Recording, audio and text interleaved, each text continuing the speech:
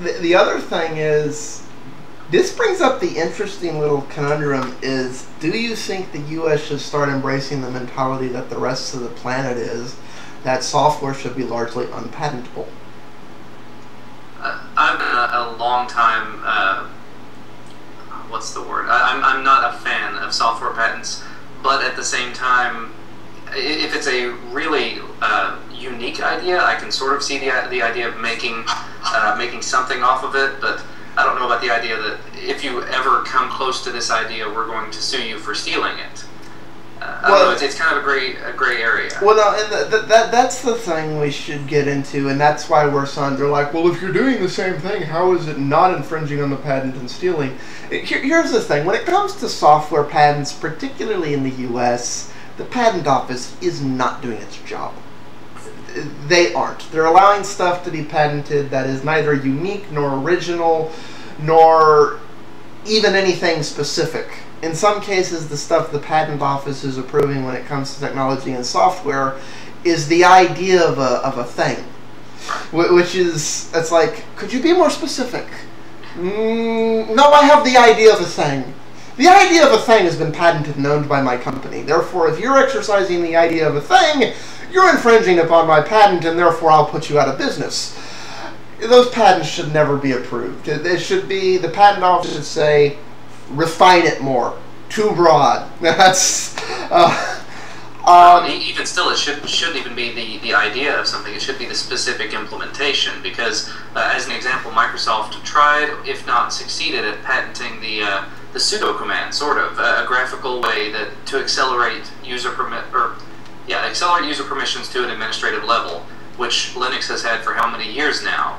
And if they did succeed at it, it's like, well, is the Linux community going to have problems with it?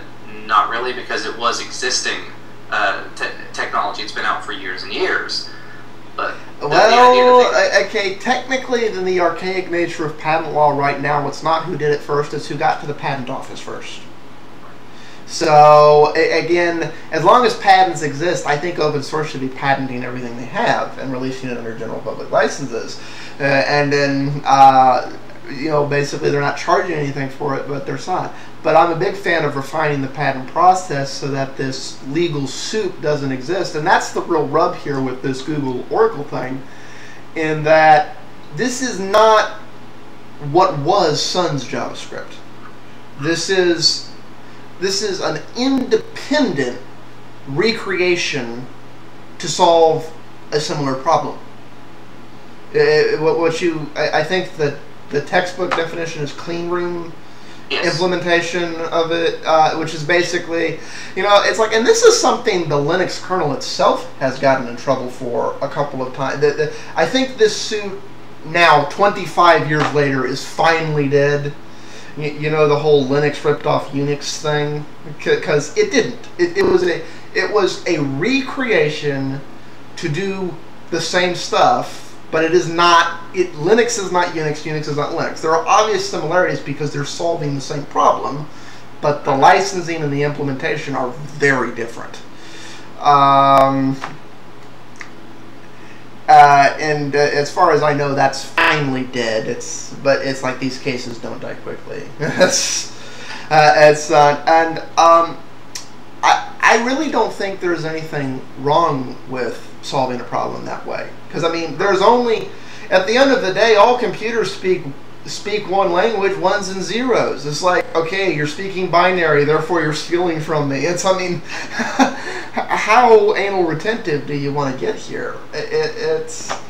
I haven't followed this Oracle's, Java thing as closely as I can. As far as I know, basically they're backdooring this suit in something about the fact that since there's Apache implementation here or something, or like, what's their logic behind this suit? I didn't know that it had to do with Apache. I've heard a couple of things here. Something to do with implementation being a little... Let's see here. Wait, you're saying that Google's being sued over using Apache, or no, over the Java machine they created for use with Android, which is what they're being. According to the suit, Google actively distributes Android, including without limitation the Dalvik VM and the Android Software Development Kit, and promotes its use by manufacturers of products and applications. Contrary to belief, it appears Google did not have a licensing agreement with Sun or Java. No, Google never had a licensing agreement with Sun, but this was one of those things many companies did when Java was owned by Sun, and Sun had no problem with this.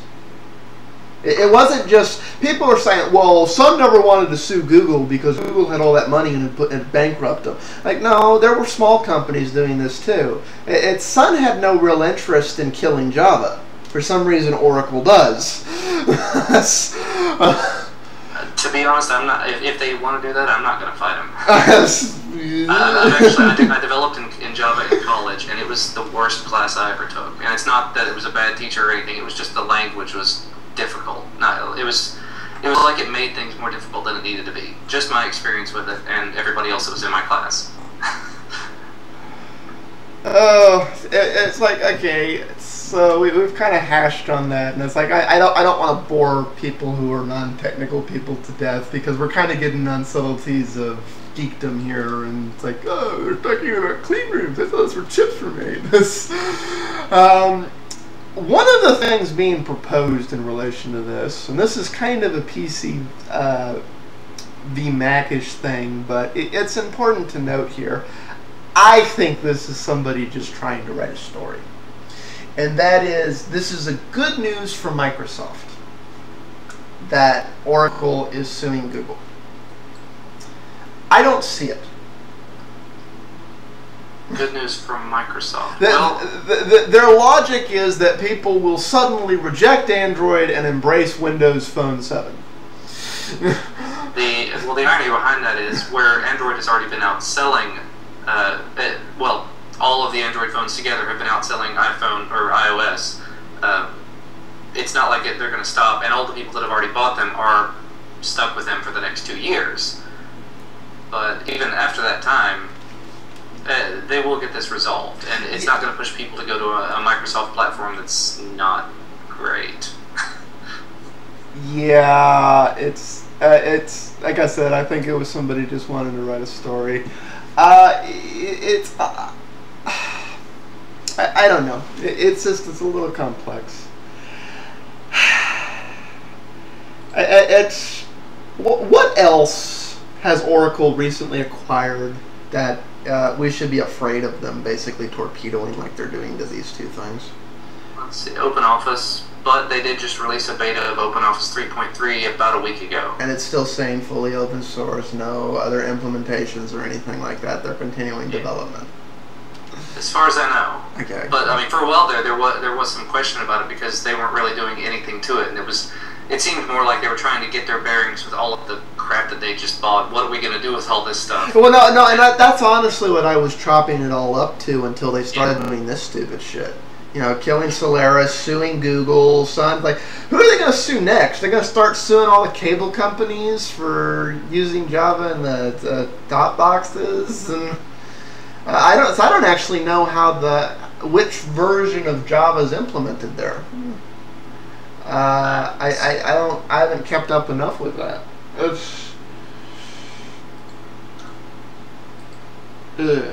Okay.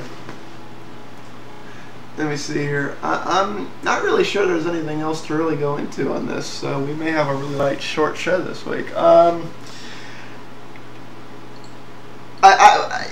I guess the one thing to get into, since I brought up earlier, is the whole...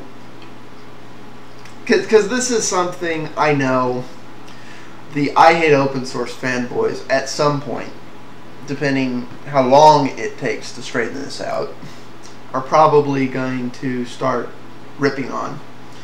And that is some stuff in open source. Open source probably has the most complex licensing of any platform, in that some of it's open source, some of it's general public licensing, in that it's owned by a company but allowed to be used. I'm not sure it's as complex as people want to make it out to be, And like you said, this is Java we're talking about. I really could care less if Java dies, just like you. But there are other things on which things in open source are built on that are more predominant in open source than other environments that have similar licensing like Java here, where they're owned by a company that likes what open source does and is okay. It's like, for example, Sun would never have filed this suit. Sun was not that type of company. Could they have? Yes. But it wouldn't serve Sun. It wouldn't serve the stuff Sun owned. And this isn't going to serve this stuff in the long run. It's not. Does this kind of open a chasm that of one of the vulnerabilities in open source, and that is the stuff on which open source operating systems are built are owned by 50 billion different people, and if at some point in the future one thing moves, as far as I understand it, that was the whole reason GNOME came about, because it's less so now, but KDE is not as open as GNOME. It's not a purely open thing. I don't ever think there's any threat anywhere in the foreseeable future of the people who run KDE just waking up one morning and cashing out to somebody, and then anyone who's using KDE getting sued. I don't see it. KDE is much more interested in licensing their stuff to everybody. It's like they license it to Microsoft, they license it to Apple, they allow Linux to use it. They're interested in creating a good tool and making it work. But as far as I understand it, the concern there is they could.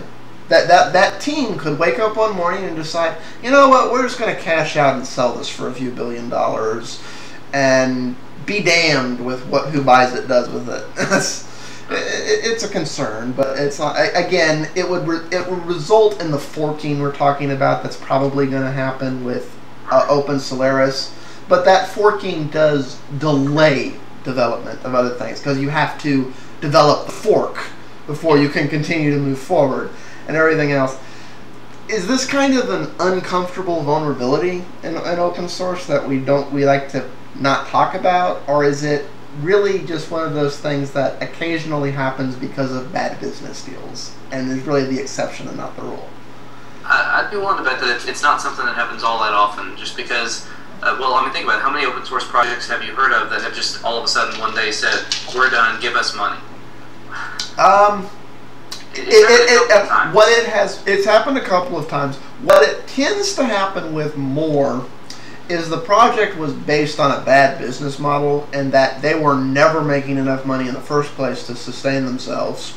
They could not afford to pay their developers. They didn't have enough community support. There are plenty of open source projects that have no paid developers, but have enough community support and momentum behind them that they're not going to die. It's not going to happen. As long as there's a need for them, they're going to be here. And then there's ones that their core group of developers are paid people, but they're not seeking funding directly from the end user. They're seeking alternative means of funding and other things. And as long as those alternative means of funding are based on a sound business model, those companies can stay around indefinitely. Usually when this happens is the company had no business sense. They were idealists. And I'm all for idealists, but at the end of the day, if you can't keep the lights on, you can't keep the lights on. Somebody came in and goes, hey, at your fire cell, we'd like to acquire you, and they couldn't really say no. And my general reaction, because of the few times that's happened, is open source in general tries to stay away from shaky projects like that, because they don't want to build stuff on top of something that winds up in the hands of a jackal at some future point. And that does make pretty good sense. I mean, why would you spend lots and lots of time helping to develop a project that somebody else is going to say, okay, this is a great project now, here's our $1 billion, goodbye. Yeah,